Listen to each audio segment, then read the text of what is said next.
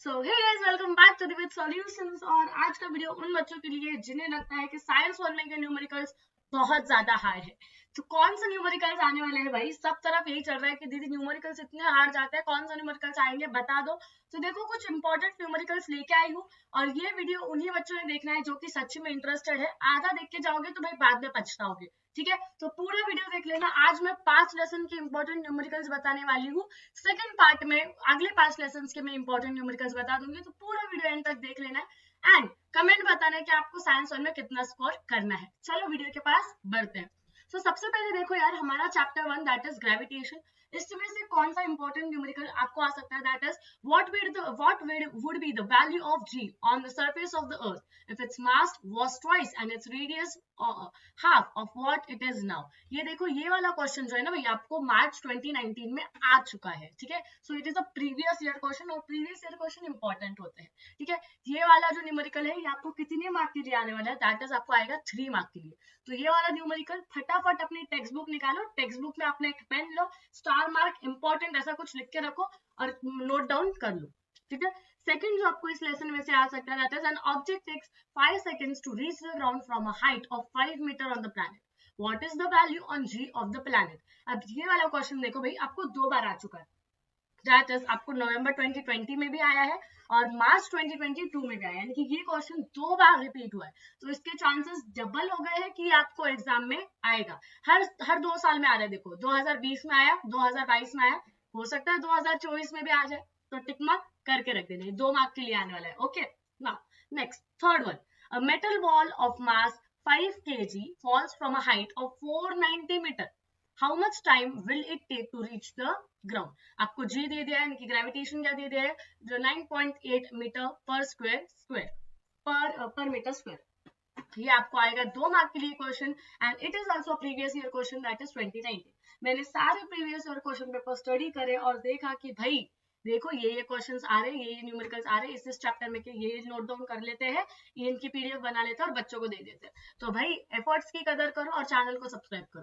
Fourth question जो आपको 3 mark के लिए आ सकता है फर्स्ट चैप्टर में से, जो कि जुलाई 2019 में आ चुका है, that is an object thrown vertically upwards reaches a height of 500 metre. What was its initial velocity? How long will the object take to come back to earth? ठीक है? अब आपको ये वाला क्वेश्चन आएगा, 3 मार्क के लिए आपको सॉल्व करना है। अब आप बोलोगे दीदी आपने तो 3-4 दे दिए एक लेसन में से। तो भाई एक लेसन में से 10-12 या 15-20 न्यूमेरिकल्स करने से तो अच्छा है कि आप ये 4-5 करके जाओ, जो इंपॉर्टेंट है वही परफेक्टली समझ के जाओ, वही परफेक्टली करके जाओ, वही आने वाले हैं, ठीक है? तो यही करके जाना। Now, fifth one is a tennis ball is thrown up and reaches a height of 5 meter before coming down. What is its initial velocity? ये आपको आया था 2021 में 2 मार्क्स के लिए। ओके, करके जाना। Next, the mass and weight of an object on the earth are 5 kg and 49 newton respectively. What will be their values on the moon? Assume that the acceleration due to gravity on the moon is 1/6 of the earth of that on the earth. ये आपको आया था जुलाई 2022 में और आया था 3 marks के लिए। सो न्यूमेरिकल्स को बिल्कुल भी स्किप नहीं करना है और करके जाना है।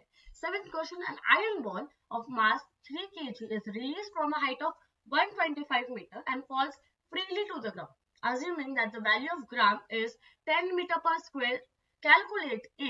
पहला एक क्वेश्चन आपको कैलकुलेट कर रहे हैं, the time taken by the ball to reach the ground।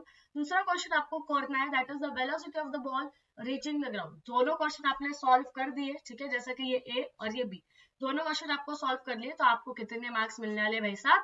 3 marks पूरे मिल जाने वाले हैं। Now, let the period of revolution of a planet at a distance r from the star be t. Prove that if it was at a distance of 2r from the star, its period of revolution will be under root 8t।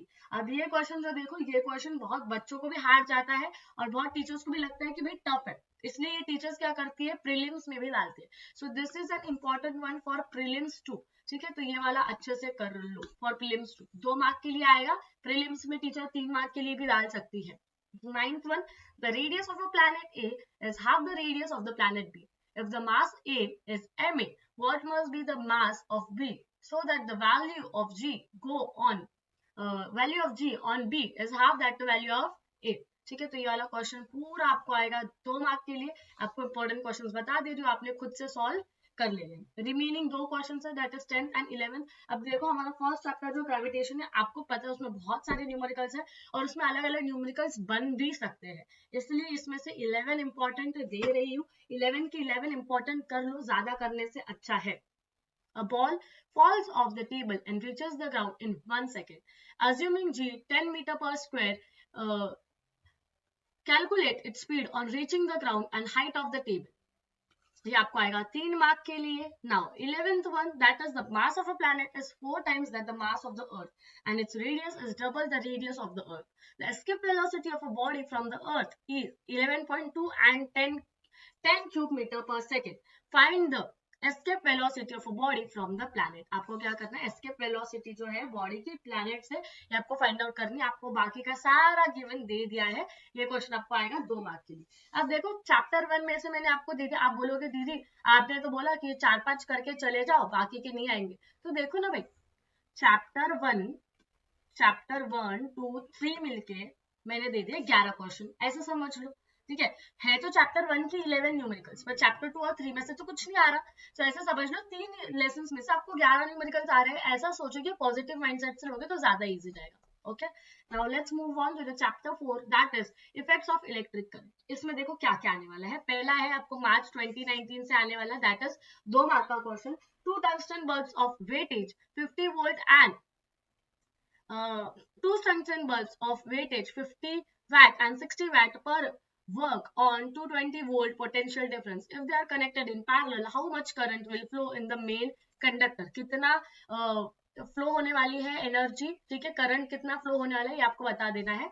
Second question जो आपको 3 mark के लिए आ सकता है, that has come इन सितंबर 2021, वो वाला है आपका, who will spend more electrical energy, 500 watt TV set in 30 minutes और 600 watt in 20 minutes। कौन ज्यादा एनर्जी स्पेंड करेगा ये आपको बता देना है, कौन ज्यादा इलेक्ट्रिकल एनर्जी स्पेंड करेगा ये आपको बताना है, पर सॉल्व करके बताना है। सॉल्व करोगे तो पूरे आपको 3 मार्क्स मिल जाएंगे।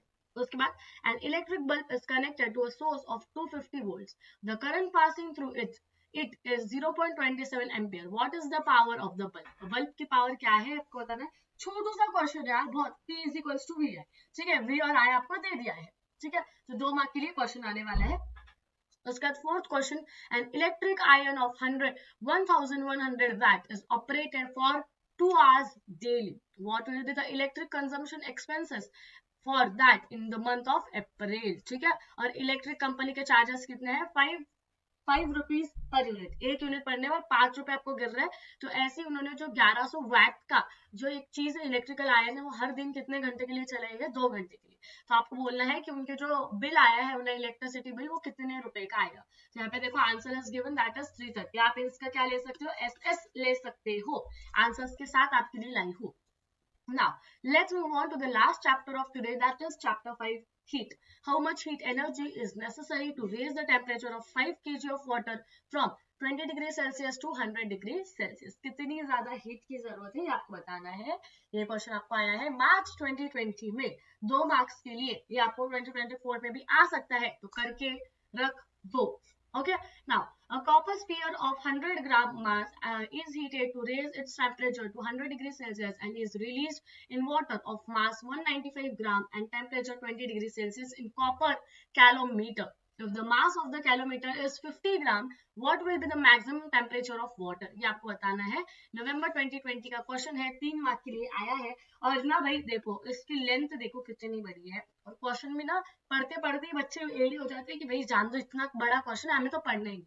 तो ये क्वेश्चंस एग्जामिनर एग्जाम में डालते हैं, तो करके रखना। उसके बाद देखो छोटे छोटे क्वेश्चन है 2-2 मार्क के, that is find the heat needed to raise the temperature of a silver container of mass 100 gram by 10 degree Celsius. इतना सा इजी सा है, 2 मार्क के लिए, 2 लाइन का आंसर है, ठीक है। Equal heat is given to 2 objects A and B of mass 1 gram. The temperature of A increases by 3 degrees Celsius and that of B increases by 5 degrees Celsius. Which object has more specific heat? किस object के पास ज्यादा specific heat है ये आपको बता देना है। एक ही आंसर यूज होगा, ठीक है, एक ही फॉर्मूला यूज होगा, उस फॉर्मूले से आंसर मिल जाएगा। 2 मार्क के लिए क्वेश्चन आ सकता है, बस इतना ही है। इसके बाद तो हमारा देखो 6th लेसन स्टार्ट हो रहा है, 6th lesson, 7th lesson, 8th lesson, 9th lesson, 10th lesson, जिसमें से भी आपको एमसीक्यूज आने वाले हैं। ये सब मैं आपको देने वाली हूँ नेक्स्ट पार्ट में। तो नेक्स्ट पार्ट के लिए पहले तो चैनल को सब्सक्राइब करो और अगर इस वीडियो को 50 लाइक्स मिलते हैं तो ही पार्ट 2 आएगा, दैट इज ऑफ न्यूमेरिकल्स।